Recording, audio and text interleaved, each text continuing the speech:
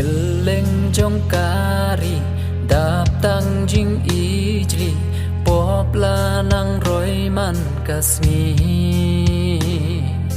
bun ngi klet yu play has ngo ba pur thei burom la cha no balei jing start pur thei ki ka sen ngim Sha ying mani ban let kiu Shi sin kasmi token mau Hala ka ringin long rao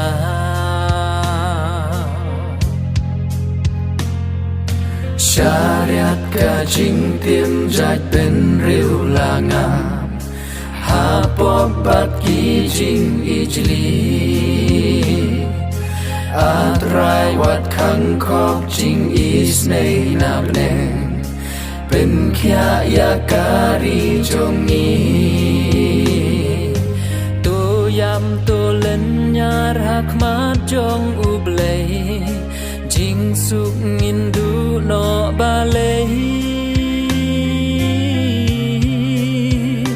Ha them mo Wat irang li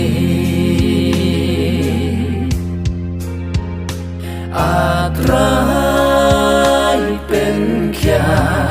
Ya kari jongi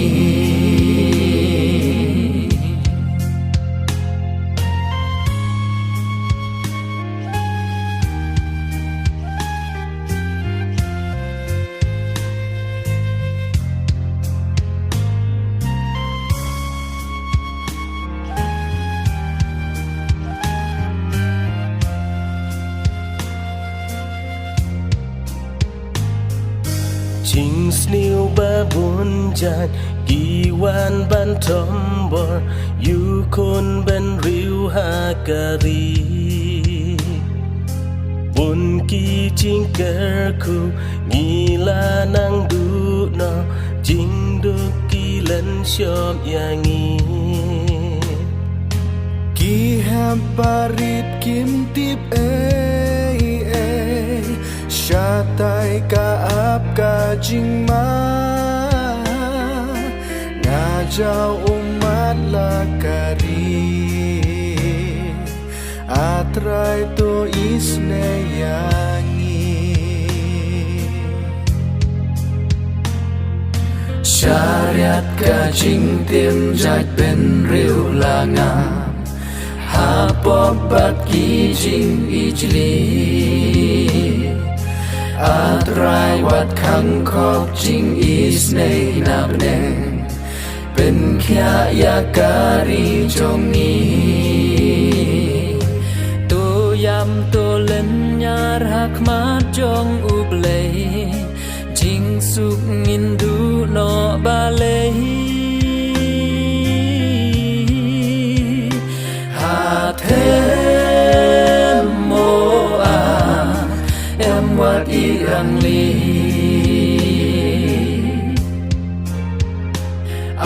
Atrai pen kya Ya kari jong ni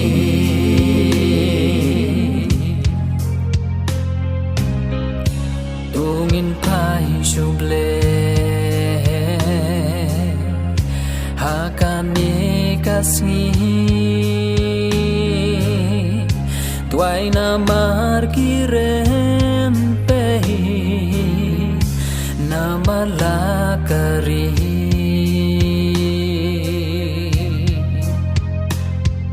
Shariat ka jing tim jait ben riu la ngam Ha pop bat ki jing ijli Atrai wat khang khop jing is nei nap neng Pen kya ya kari jong ni To yam to len nyar hak mat jong ublei Jing suk ngin du no balei Ha them mo wat irang li